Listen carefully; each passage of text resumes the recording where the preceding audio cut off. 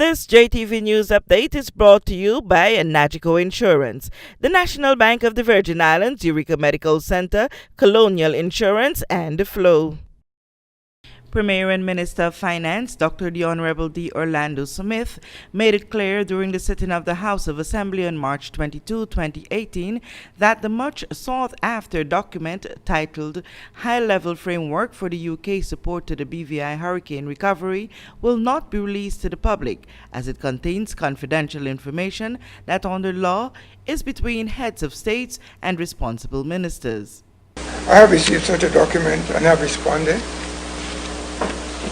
However, Madam Speaker, I'm not able to provide a member with further details or copies of the document which refers. These are in the nature of confidential documents, and that I refer to Standing Order 17G2. These are confidential documents, exchange of documents between heads of state, so to speak, between myself and the minister, responsible minister of state, and they are supposed to be confidential. The request for the document was put to Premier Smith by a member of the opposition, who is also the representative for the 3rd District, Honorable Julian Fraser. 3 pages of the 5-page document has been leaked and created a stir among legislators, past and present, and many members of the BVI community because of its content.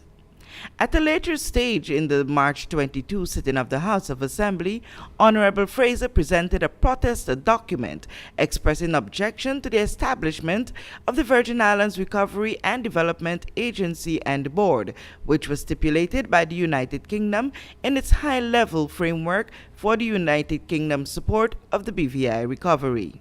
The letter started out March 18, 2018. Dear Honorable D. Orlando Smith, OBE, Premier, Office of the Premier, Central Administration Complex, Rotorua. Dear Premier, objection to Virgin Islands Recovery and Development Agency Act 2018. This letter serves to respectfully inform you that we, the undersigned members of the House of Assembly, hereby put on record our objection to the establishment of the Virgin Islands Recovery and Development Agency and Board. The bill cited as the Virgin Islands Recovery and Development Agency Act 2018 was first circulated to members via email on Tuesday, 13 March 2018 and was introduced to the House of Assembly and had its first reading on Thursday, 15 March 2018. We are concerned that this bill is now scheduled to be debated on Thursday, 22 March 2018 without the benefit of relevant and timely information being provided, as there has been a blatant lack of transparency in this process. The draft bill reveals the underlying intent behind the establishment of this agency, which purports to manage all government finances, project, and procurement pertaining to recovery and development in the territory. Our concern is enlarged by the fact that much activity in ministries and departments has already begun without the knowledge and consent of ministers who constitutionally hold responsibility for those subjects.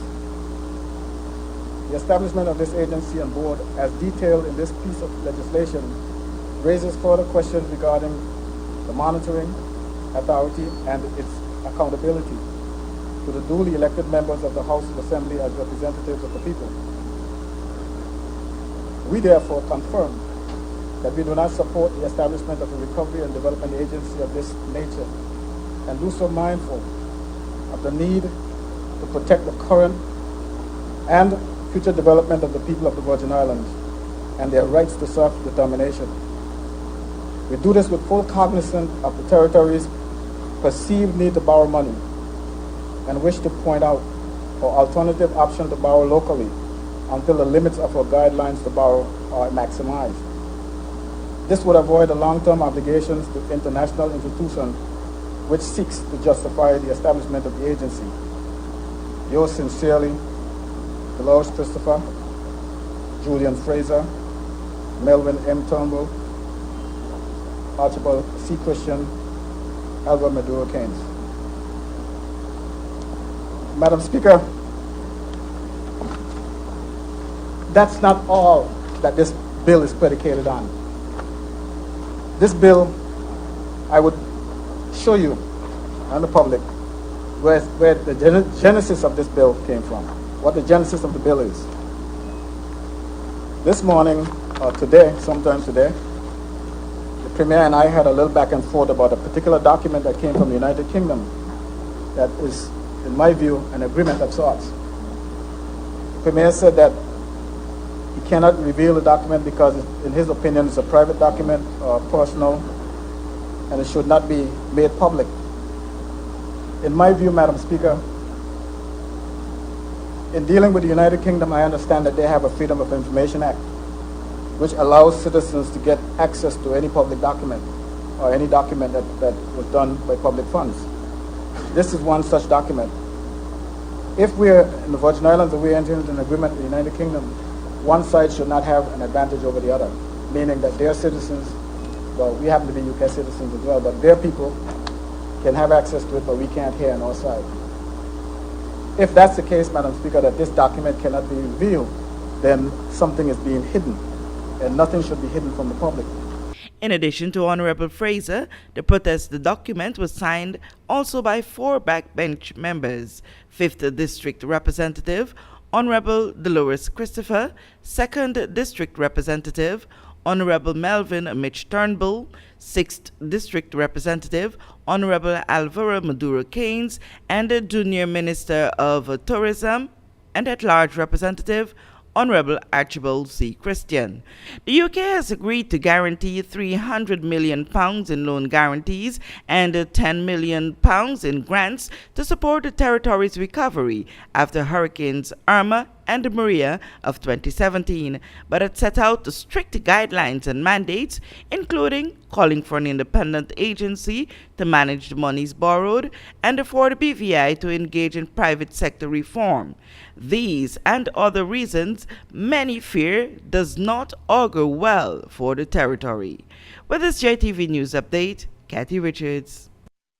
When it comes to your health, being uninsured is never an option. Listen to some sound advice. Nagico's Nagicare is one of the best medical insurance plans your money can buy. We offer you solutions to medical coverage benefits tailor-made to your budget and preferences, so that the next time you visit a doctor, you can rest assured that we've got you covered. Visit our website, nagico.com, or contact a Nagico office or agent near you. Nagico Insurances. We've got you covered. Here in the Virgin Islands, we are blessed to live and work in paradise. Paradise just doesn't mean our tranquil blue waters and green hills. National Bank of the Virgin Islands defines paradise as any place or condition that fulfills your aspirations. To me, paradise means knowing that I will have a financing partner when I'm ready to open my first business. I feel confident that I can manage whatever life throws my way because I know my bank will be with me every step of the way. That's why I choose National Bank of the Virgin Islands, the official bank of paradise. My future's looking so bright, bright, bright, bright, with the official bank of paradise, paradise. National Bank of the Virgin Islands, the official bank of paradise. If you're looking for extra savings and free benefits with car insurance and home insurance, Colonial has just the cover you need. There's a free $250 gift voucher for new home insurance customers too, and 10% car insurance discount if you have home insurance. With a claim service that's quick and friendly. We call it Cover Without Added Costs. Call for a quote on 494-8450 or Virgin Gorda 495-6403 or visit cgigroup.com. Colonial, where people come first.